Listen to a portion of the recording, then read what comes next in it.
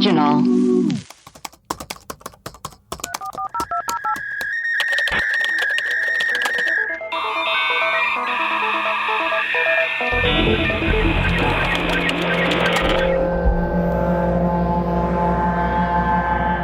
Hello, and welcome to Webcrawlers, the podcast where we do a deep dive into some of our favorite mysteries. Each week, we will introduce our topic, lay out our research and findings, reveal some conspiracy theories, and conclude with our own hypothesis. I'm Allie Siegel. I'm Melissa Stettin.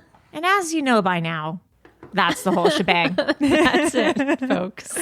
Although Melissa is going to go on a little maternity leave in September and probably October. Probably I'm due the end of September. I'm 8 months pregnant. That's fucking 32 insane. weeks. That's crazy. So the baby is a large baby. So they don't know if it's going to come like last week of September. I'm due October 1st. Oh, interesting. So I don't know. It could come at any time, at any moment. Any moment now. Mid-episode, if we stop, it's because Melissa gave birth. And I gave birth and my water broke. So I don't know. I don't know. So we might have some guest co-hosts, mix it up a little bit. So just wait and see what we're going to do. Might release some best of episodes. Yeah. October for sure. October I would say for all sure. of October. Yeah, and probably November. If I'm gonna make Melissa relax a little bit. Melissa doesn't know how to relax. It's the holidays. Yeah, I'm like I could still like edit. Baby. It's not I'm just sitting down. Yeah, just sitting. Melissa, who are our patrons for today?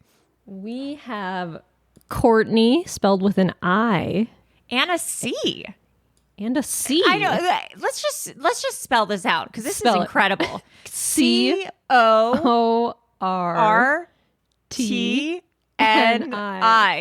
Courtney. Love it. Never seen it that way. And Jenna. Basic ass Jenna. And fucking Jenna. Courtney and fucking Jenna. Guys, welcome to the team. So excited to have you.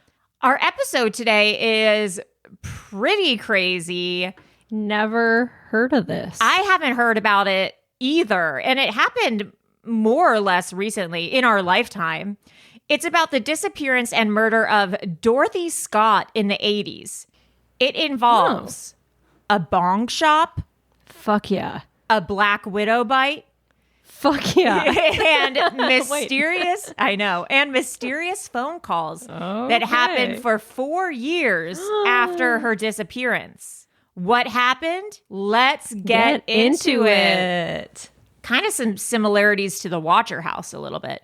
So, so who is, and this is, well, actually I won't spoil it. Who is Dorothy Scott?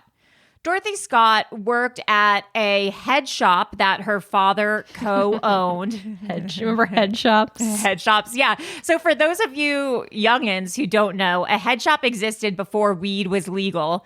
And it was one of those weird shops that sold like bongs and weed paraphernalia. Those are still around. They're just called tobacco shops now. Yeah. So they would pretend that the bongs were for tobacco, but everyone knew they were for all weed. These black light posters inside. It was like black light Grateful Dead posters and lighters. Like every and bongs. Apartment that you would go to for every guy you hooked up in college. Yes. Go in and be like black light posters, a leather couch. Lawn chairs as furniture. Yes, and like vertical blinds that were broken and like a weird, disgusting TV that they found on the side of the road and bongs. Yes, so and things like that were usually purchased at these weird shops called head shops. And Dorothy was in her late 20s or so, and she worked at Swingers Psych Shop, which her dad used to co-own. Oddly enough. Whoa, cool dad. Yeah. Yeah, someone was a deadhead. So Dorothy worked as a back office secretary. So she didn't have that much interaction with the customers or the merchandise. It was kind of like she needed a job, so her dad let her work there. It was very different from her personality, allegedly. She was an introvert. She didn't really drink. She didn't do drugs. She didn't date. She primarily just went to work and then would go home and hang out with her then adolescent son. Oh. But she was single. She was a single mother. She also lived with her aunt. So when Dorothy had to work late nights, her aunt would take care of her son, or her parents would. And this is such a good burn. A friend described Dorothy's life as dull as a phone book. Damn. Yeah. A friend said that? That's Yeah. no friend. That's no friend. What if I was like, yeah, Allie, she's fucking as boring as a fucking phone book. Don't talk to her. Not wrong. Honestly, not wrong. True.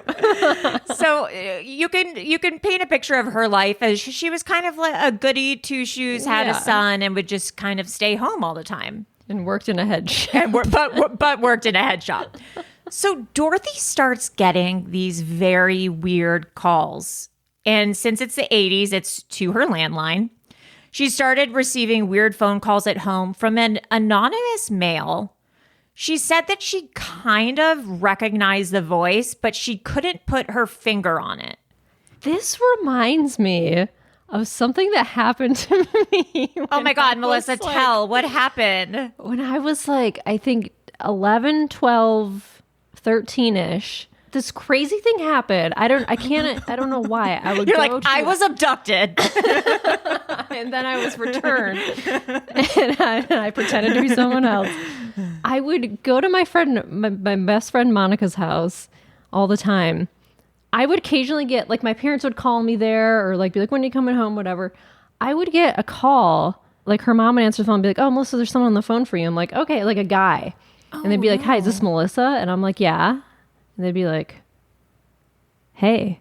And I'm like, who is this? And they would hang up the phone. Oh my God, that's so scary, Melissa. And they called me at home, but they mostly called me at my friend's house. I didn't know the voice, had no idea. It was just a male voice who would call. This maybe happened like 10 times over like a few years. That's very similar to this. It's weird. That was in Kalamazoo? Yes. Where I'm from. I forget where this takes place. Hold on. Now I'm like, is it the same? Because that would be it was the 90s. Well, so spoiler alert, this is an unsolved case. Oh, okay, never mind. This happened in Anaheim, California. Oh, nearby. Yes, close to home. Who among us haven't had weird people calling us and hanging up, right? Exactly. So much like Melissa, she started getting these weird phone calls that she kind of thought she recognized the voice, but couldn't put her finger on it. So sometimes this guy would call and confess his love for her. Other times he would call and threaten to murder her. I wonder if it's someone who like came into the shop a bunch. Well, we'll definitely get into the theories later, and that's one of them. He said that he would get her alone and dismember her so no one could find her. What the fuck? One time, it gets even weirder. One time he called and said, go look outside on your car. I left a surprise for you. And there was a dead body. It was a dead rose on her car. This was at her house, not at work. At her house. He would call her and tell her what she was wearing on a daily basis. Oh, no. Tell her what she did every day and who she talked to. So clearly this person was stalking her. Oh, the calls went on for months and months. And there's nothing funny about this. But in all the research I did, everyone's like, she was so scared that she started taking karate. Karate is... Which is like the most 80s solution to a problem. Like self-defense or like Muay Thai. Or it's like... Yeah, it's like Karate Kid, Cobra Kai. She was so scared she started taking karate. So you know it was serious. Wow. Now, this is where the story takes a detour. On May 28th, 1980, Dorothy is at a mandatory meeting at the head shop. And she realizes that her coworker, Conrad, has a weird bite and rash on his arm, and he's acting fatigued. And I guess everyone at the head shop is really close friends. Like, all the coworkers hang out together and stuff. So Dorothy and another coworker named Pam, which is a classic coworker name. Pam. Yeah. They leave to take Conrad to the hospital in Dorothy's car. because they're like, something's wrong with Conrad. Yeah. We need to check this out. They He's go got to a the ringworm. ER. Yeah, there's something. Conrad's got a rash again. So Dorothy's son was at her parents' house that day while she had this mandatory meeting. So on the way to the hospital, Dorothy insists on stopping at her parents' house to check in on her son and to let her family know, hey, we have to go to the hospital for Conrad. I don't know how long I'm going to be away. I just wanted to let you know. When she gets to her parents' house, she takes off the black scarf she's wearing for some reason, and she puts on a red one instead. And this seems innocuous, but it will make sense later why I included that detail. Oh. Dun, dun, dun. Foreshadowing. Yeah. So they go to the hospital to get Conrad treated for what turns out to be a black widow bite. Oh, fuck. Yeah, bad news.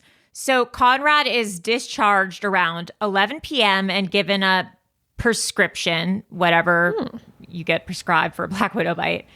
And acid. Yeah, it's probably in the 80s. It's like LSD. Yeah.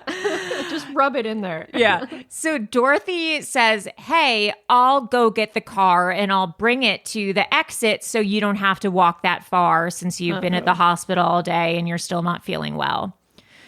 So I guess Pam uses the bathroom really quickly before they head out. And then Pam and Conrad go to the pharmacy inside the hospital to fill the prescription. And then they go wait by the exit for Dorothy. And they're waiting and she doesn't show up. She doesn't show up. And then suddenly they see Dorothy's car speeding towards them at like 60, 70 miles an hour in the parking lot. What? Its headlights are on, like high beams on. So it's blinding them because at this point it's night and they can't see who's behind the wheel. They like wave down the car like, Dorothy, here we are, here we are. Yeah. The car speeds past them and then takes a right out of the parking lot. Whoa. And they're like, okay, bye, Dorothy. And they're so confused. They didn't see who was in the car? No, they couldn't see what was going on. They wait a few hours, like thinking maybe she'll come back or maybe there was an emergency with her son and she had to leave. Yeah. But she obviously never comes back. And then finally, they call the cops and her family, and the cops don't think there's any cause for concern yet. Of course they don't. Yeah. And they're all like, That's normal. Yeah. It's the 80s. Yeah, they're like, this super responsible person drove her car at us full force at 70 miles an hour and then kept going. That's not right. The next day, though, on May 29th, her car was found on fire 10 miles away. And no remains were found in the car. Oh, someone fucking burned it on purpose. Yeah, someone burned it on purpose. So nothing was Weird. found in the car. Then mysterious phone calls start happening. Oh, fuck. Not again. Uh-huh. About a week after Dorothy's disappearance, her parents start receiving weird calls from the same man Dorothy used to receive calls from. Hey, is Melissa there? Yeah. Who is this? Melissa? Who is this? It's crazy. So the first call was a man saying, I've got her. And then he hung up. I mean, it's for sure this guy. Yeah. I guess this is before call ID. Oh, star 69. Yeah. I mean, I guess. Yeah, that was before. That was the 80s. Yeah, I don't think you could. Yeah, that must have been. I feel like we've Googled that before in an episode. Yeah. Caller ID. Yeah. Let's take a quick break for announcements. Webcrawlers has a Patreon. To get access to bonus episodes, shout outs, merchandise, discounts, and more, please go to patreon.com/webcrawlers. You can donate as little as $2 a month to become one of our bimbo patrons. Also, please rate and review us on Apple Podcasts. Guys, I'm serious. Rate and review us on Apple Podcasts.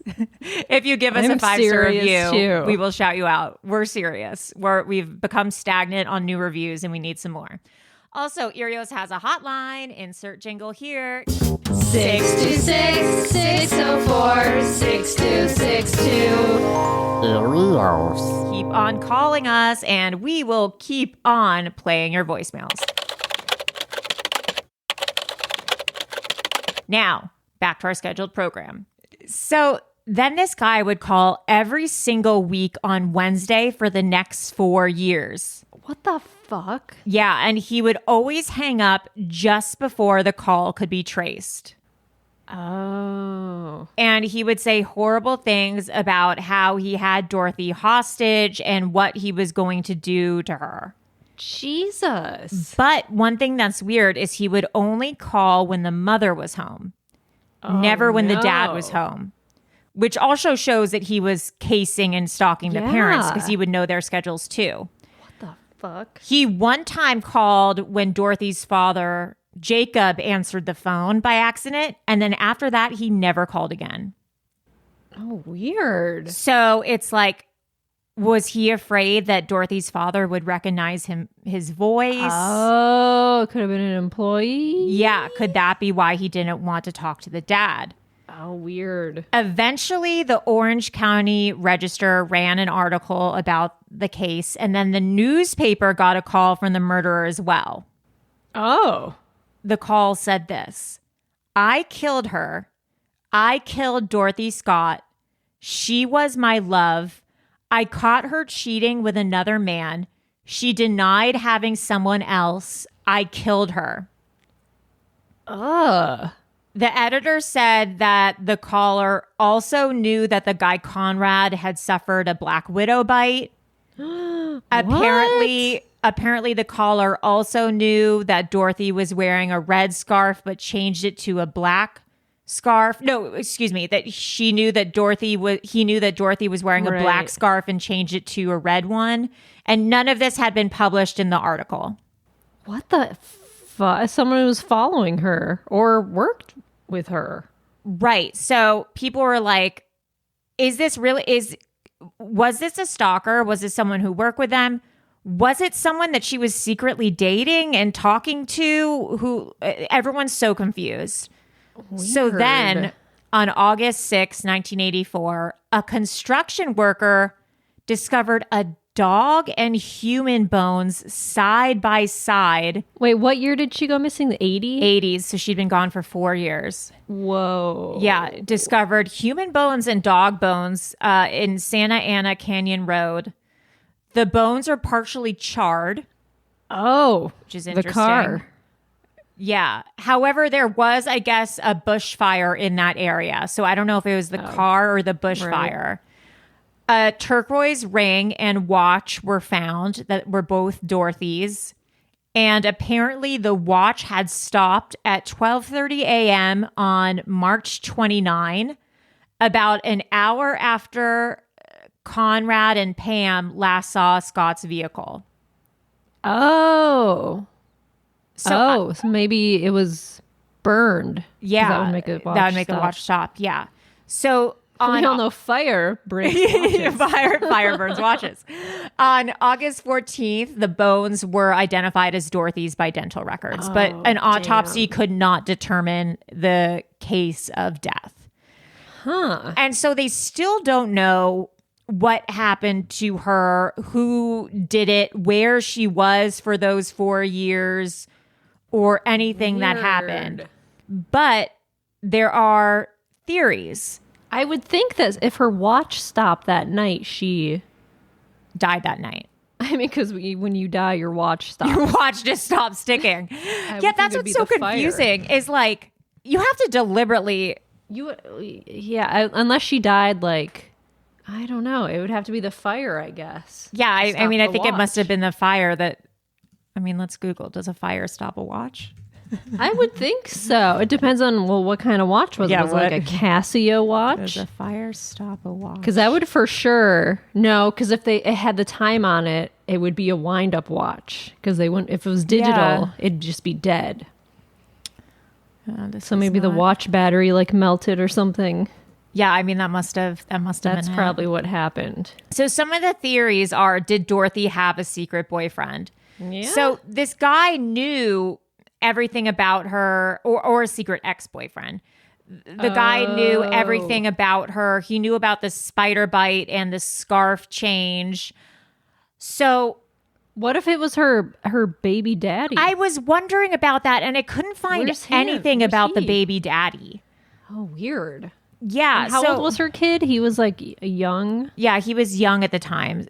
Dorothy Scott, baby daddy. Yeah, it could be the ex. Yeah, I couldn't find anything about on the father of the kid. But some people think that maybe when they were in the hospital with Conrad, that Dorothy maybe called her boyfriend or something to fill him in on things, or called the ex. Right, because he knew Conrad had a spider bite. Yeah, because they knew things that you could only know if you were informed or if you were a really diligent stalker.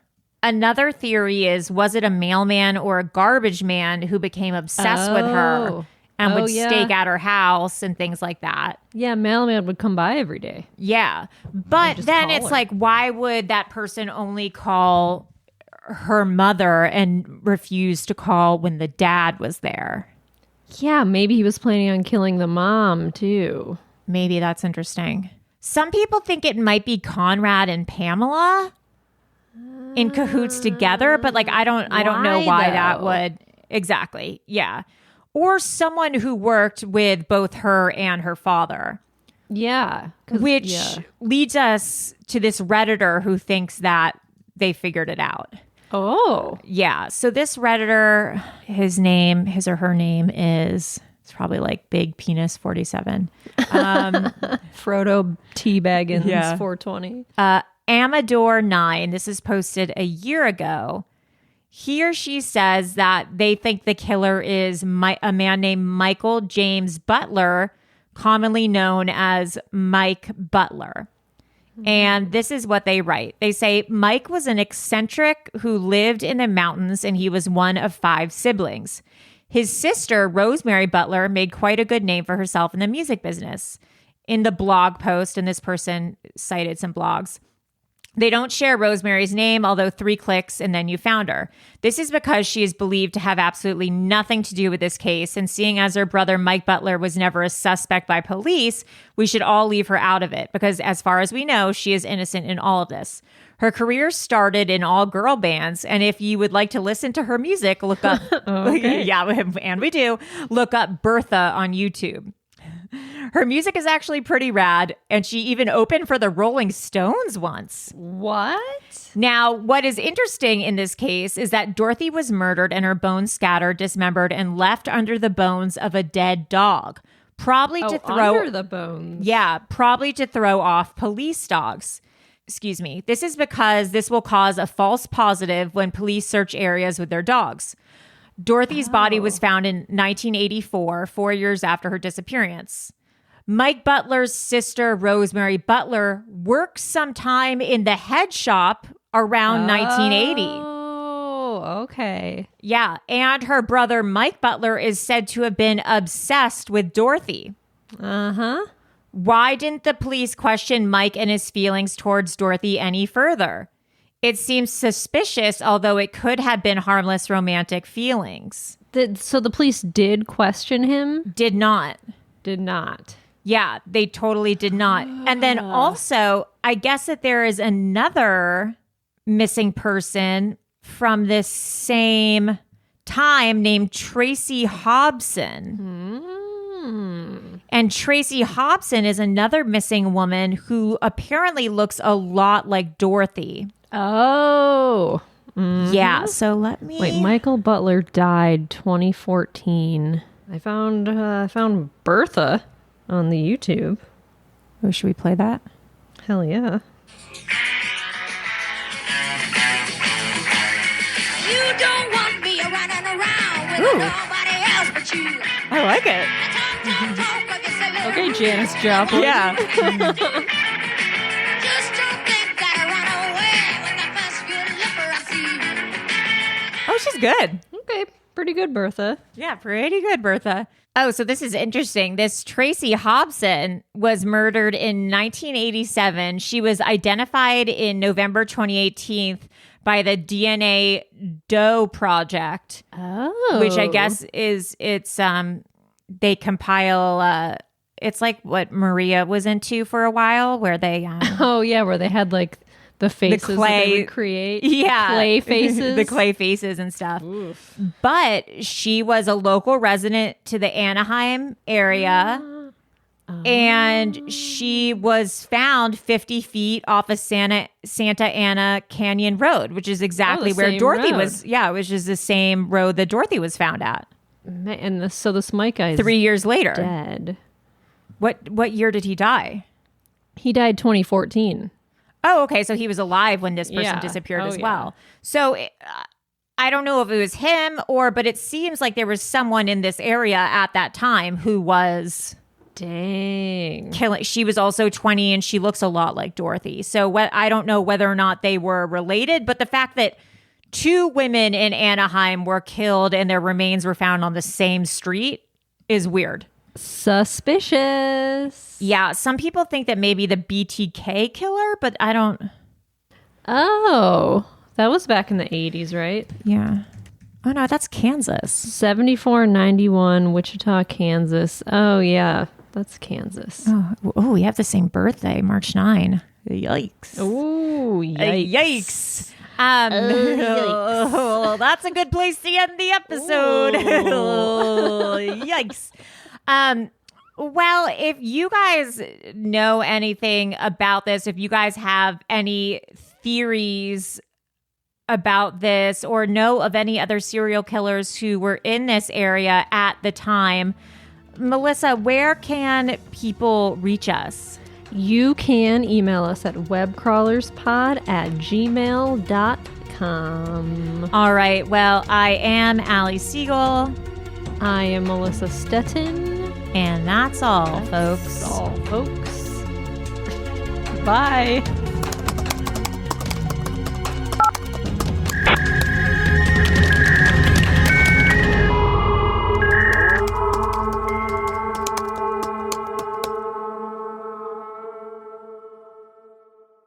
An Erios original. Powered by Acast.